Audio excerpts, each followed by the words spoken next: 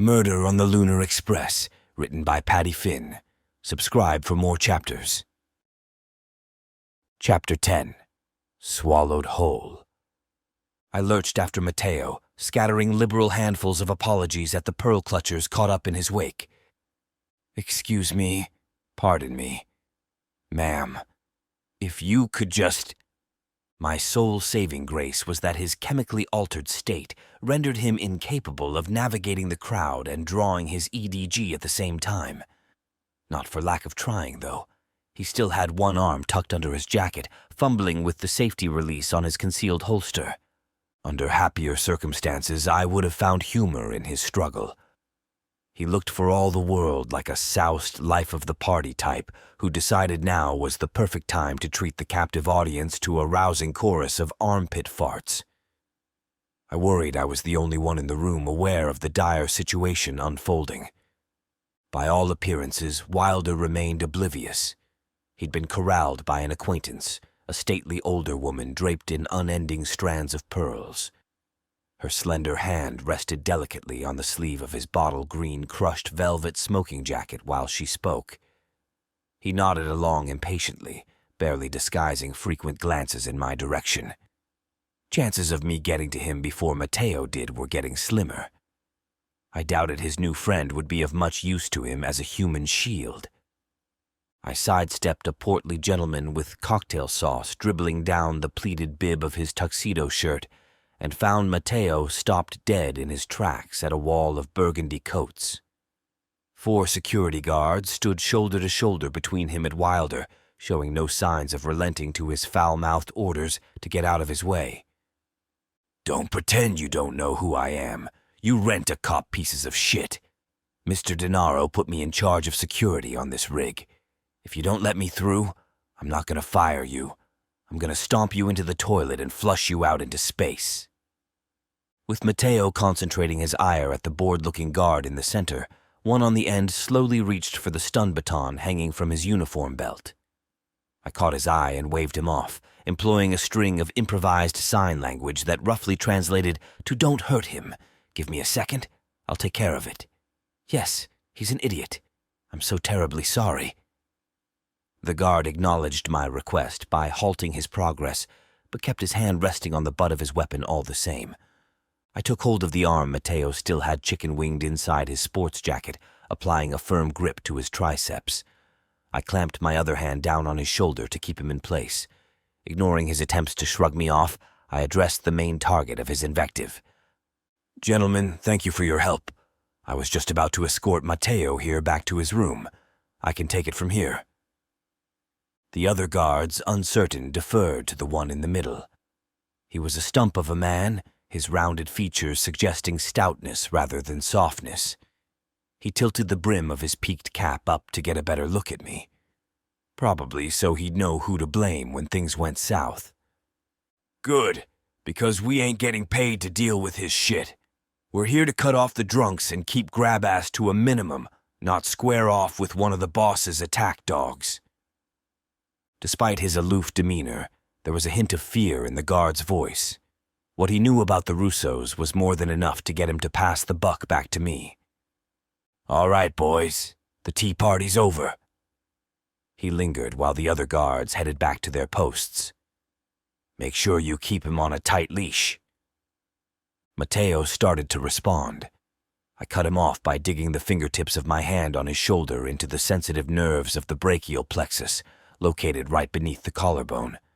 To the guard, it looked like an affectionate squeeze. To Mateo, it was a promise of further pain to come if he didn't keep his dumb mouth shut. "You bet," I replied cheerily, tacking on a cheesy smile for effect. Satisfied, the head guard took his leave. I waited until he was out of earshot for me to release my grip. "What the fuck are you thinking, Mateo? Are you trying to get us both killed?" "Who said anything about killing anyone?" He sounded like a man emerging from a trance. The jolt of adrenaline from my compliance tactics had sobered him up a touch. "I'm just trying to get paid." "By Wilder?" I wanted to ask him what business they could possibly have together, but could not think of a polite enough way to phrase the question. Offending him ran the risk of rekindling his temper, and it was a miracle I'd been able to calm him down once already. What, you think I can't make deals of my own? That I'm not smart enough? I'd been so worried about pissing him off that I hadn't even considered insulting him. He must have been drunker than I thought. Of course not, but I guess from the hole, I repeated his obscene gesture from the tarmac, albeit much less flamboyantly, that I didn't realize you two were on such good terms. Matteo chuckled glumly. You know how I am. I like keeping things light. It was a joke, no disrespect intended. Over his shoulder, I saw Wilder break free from his companion. Once again, he was headed our way. I had to act fast. Definitely. Under the guise of straightening Matteo's jacket, I turned him around so my back was between him and Wilder. Tell you what, Wilder blew me off today too. Why don't you head back to your room and hang tight? I'll give him a piece of my mind, figure out what the hell is going on, and then report back. That way, when he does get in touch, you'll have all the leverage. It wasn't much, but without a better idea of what exactly their deal entailed, it was the best I could do. Leverage, Matteo mused. I like the sound of that. You should, I agreed, guiding him in the direction of the nearest exit as subtly as possible. Very important in business. I sent him off into the sea of humanity with a final nudge. And physics. Fortunately, by that point, he was too far away to hear me. If I'd known they had you working a second job, I would have negotiated a better rate. Wilder's posh accent cut through the crowd noise as if we were the only two people in the room. When I turned to face him, I was confronted with the saffron ascot pluming from the shirt at his throat. It was somehow even more obnoxious than his jacket. I'm sorry? I wasn't sure how much of our conversation he'd heard or how he'd managed to piece it together. Well, from the looks of it, they've got you on security detail as well. And here I thought I'd paid for the pleasure of your undivided attention. Actually, that was Matteo Russo. I'm familiar. Nasty piece of work. Wilder reached up and gestured at no one in particular with 2 fingers. A keen-eyed server balancing a tray of drinks appeared from thin air. She stayed long enough for us to exchange our empties for fresh glasses, then melted back into the crowd. So then you're acquainted? Personally? Heavens no. You know how once someone reaches a certain station in life, they have people whose whole job is dealing with the common rabble so they don't have to? No matter how much I resented the sentiment, I followed his logic, so I nodded. Wilder smirked. My people have their own people for dealing with the likes of him. I was grateful I'd managed to get rid of Matteo when I did. If he hadn't shot Wilder, I would have. Lacking that option, I probed further. No business deals between you two on the horizon. Got it. Wilder's body spasmed mid-sip. I stepped back to dodge the potential spit take. He regained control, swallowed, and took a second to collect himself. Between me and him, a Russo? You do realize that one of them's so stupid their brain hasn't told their body to stop growing yet? Fuck me, Miller. I didn't realize you were a comedian as well. Is there anything you can't do? Stand talking to you for much longer? I suppose we'll find out. It was in my best interest to change subjects, and fast. By the way, you missed our meeting earlier. Anything I should know? Wilder shook his head. I decided to take a little extra time getting settled in. I trust Captain Cox filled you in on everything. Fox? Where? Wilder's head whipped around to where I was facing, shamelessly scouring every figure in a dress. The captain's name is Fox. Dylan Fox. He turned back, disappointed. Cox, Fox. Doesn't really matter, does it? I can't imagine it takes much of a pilot to drive something connected to a string. Wilder waited for me to return his shit-eating grin. When I didn't, he checked his watch. Would you look at the time? Please excuse me. This networking never ends. I wasn't particularly interested in explaining the intricacies of a carbon nanotube tether to him anyway. Still, I needed to at least keep up the appearances of investigating on his behalf. Did you want me to shadow you, or... No, I'll keep in touch. If you don't hear anything, stop by my room later for a sweep. You can check for bugs or whatever it is I'm paying you to do. Here. Wilder handed me his glass. It was still half full. I'll grab a fresh one on my way out. He winked. Before I could respond, he was gone. I wasn't sure what I hated more, the fact that he treated me like a buspan, or the fact that on some level I was okay with it, since it would save me a trip to the bar. Now, with both hands full, I looked for an appropriate place to deposit my extra glass. In search of a flat surface, I instead encountered a perfectly rounded one in the bald head of the man, staring intently at me from scant inches away. Startled by the sudden violation of my personal space, I took stock of the intruder to assess any potential threat. He was about a hand shorter than me, svelte, and if his impeccably drawn-on eyebrows were any indication, totally hairless. His age was inscrutable. I would have wagered he'd chosen the square frames of his glasses for fashion rather than necessity for how well they complemented his tailored suit. His lips, slightly tinted, curled in a smile I could only describe as flirtatious. "Look like you could use a hand, Trina." The stranger's voice was high-pitched, but not shrill, confident without being overbearing. He hadn't raised it above speaking volume, but the crowd parted, and the server from before stepped through.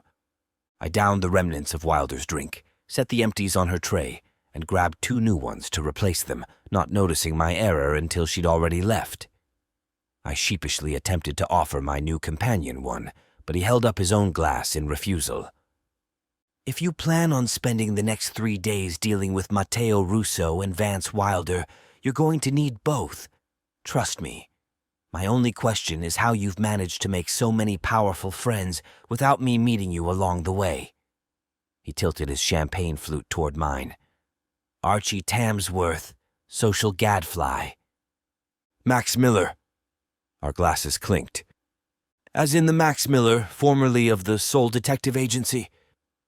I hesitated, unsure where he was going with that information. "Don't mind me. I have a thing for names and faces. I've been working in HR since, well, let's just say long enough." "For Madison Defense?" Perhaps Tamsworth was with that nameless division that had cut my expense check. He looked surprised by my guess. "Until recently, I jumped ship to Stellar Engines last year, after Harvey died." Tamsworth narrowed his eyes suspiciously. "Are you sure we haven't met?" It wasn't exactly a Holmesian deduction on my part. A change in a company's leadership tends to coincide with the same for its rank and file. Loyalists and sycophants are shed to make way for standard bearers of the new regime. By the time longtime CEO Harvey Wilder finally succumbed to cancer, leaving the company in the hands of Vance, his eldest, he'd been at the helm of Madison Defense for so long that there were multiple generations of supporters clinging like barnacles to its venerable hull. "We haven't," I told him. "I'm positive." "Well, how about we fix that? Join me for dinner, unless, of course, you've got other plans." I didn't, and Tamsworth seemed like an excellent source of information. With first-hand knowledge of personnel at both Madison Defense and Stellar Engines, not to mention at least passing familiarity with Russo and Wilder, he was bound to have insight into any wronged parties with axes to grind. In my experience, gossips made for great witnesses. "Dinner sounds great, Archie. What time is it served?" "On the Lunar Express?" He passed his free hand over his head in a grandiose flourish, barely missing the rings of a low-hanging Saturn. "Whenever we say it is." Throughout our delectable 3-course meal, Tamsworth laid out a verbal blueprint of the major players involved in his recent occupational transition and, unbeknownst to him, my current one. According to the HR savant, Madison Defense's succession from father to son had been anything but seamless. Similar in name only, Vance lacked the blue-collar bona fides that endeared Harvey to his employees. Harvey had practically grown up on the assembly line, rising from the graveyard shift to the front office by virtue of his tireless work ethic and meticulous eye for detail. Vance, on the other hand, had been born with a silver spoon in his mouth and came of age while making rounds on the socialite circuit. It was rumored that what he lacked in practical knowledge of the industry he made up for with an acute business sense and killer instincts.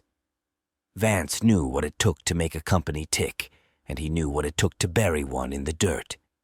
Before I'd finished sopping up the last of my velvety French onion soup, every bit as richly aromatic as I remembered it, with the heel of a crusty baguette, Tamsworth confirmed part of my suspicions. In his experience, as in my own, the younger Wilder's renowned social skills were greatly exaggerated. Whereas I chalked it up to the fact that I was far from Vance's target audience, Tamsworth had witnessed myriad failures of his erstwhile boss's charms up close and personal. Quite simply, he rubbed people the wrong way. It hardly came as a shock, but hearing it from a former Madison Defense lifer put it into perspective. Next up was an herb-crusted rack of lamb, accompanied by potatoes boulangères and courgette provençale. Were it not for the retro touch of a printed menu, I'd have been able to identify the lamb, potatoes, and zucchini, but nothing about their preparation.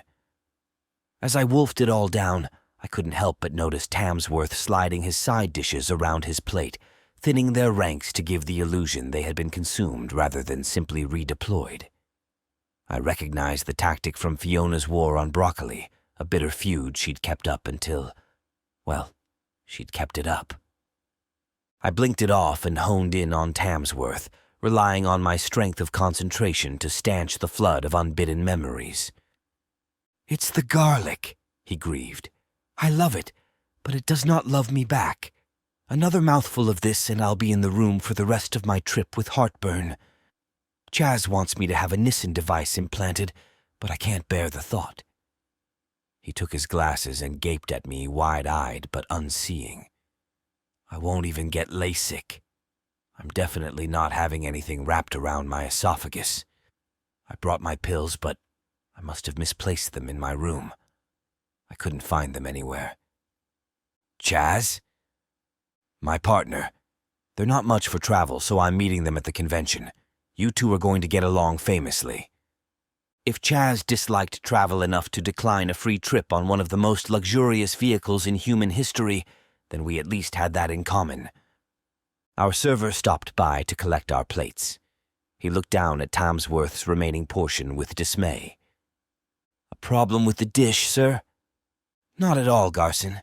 My compliments to the chef, but please take it away or else it will be the death of me." The waiter nodded gravely and left with our dishes. In addition to being an excellent source of information, Tamsworth was turning out to be an equally adept entertainer. Conversation continued down the course of our personal lives. I received an adoring elocution of all things Chaz, though toward the end I could tell Tamsworth seemed reluctant to shift the focus back to me. For all the joy he'd taken in bending my ear so far, he should have been chomping at the bit to pick up new material to barter with others. As it turned out, he already knew my story. He remembered my name from the media reports of the shuttlecraft disaster. He was still with Madison Defense at the time, and early rumors that an explosive device had been used predictably put the renowned weapons manufacturer in the crosshairs. No link was ever proven, but the investigation remained in the forefront of employees' minds as the case unfolded. After passing along his condolences, Tamsworth attempted to lighten the mood by sharing the most embarrassing and apparently well-known secrets of half a dozen diners present in the room. He followed every salacious morsel, each one more ridiculous than the last, with a stone-faced assessment of their truthfulness. According to his finely tuned scales, they all passed. Dessert consisted of lemon meringue tarts served alongside a steaming shot of industrial-strength espresso. I tapped my spoon against a browned peak of torched sugar as I weighed my options. Tamsworth struck me as trustworthy, but his loose lips were a liability in such close quarters. If Frankie Denaro had ears in O'Sullivan's, he sure as shit had them in his personal space elevator. Then again, word getting back to Denaro wasn't what I was worried about. Tamsworth seemed no fan of Wilder's, but that didn't necessarily speak for the company he kept. He'd gone out of his way to strike up a conversation with me, which did not demonstrate a sense of discerning taste. Without the time to dig into his background any further, I chose to go with my gut. You've worked for both Wilder and Denaro, and you've got a good sense of what's going on in those circles, both at a professional and a personal level. Tell me, what do you make of all these incidents at the big tech firms? Tamsworth shoveled the spoonful of chartreuse confection he'd been admiring into his mouth and swallowed it whole. I thought you'd never ask.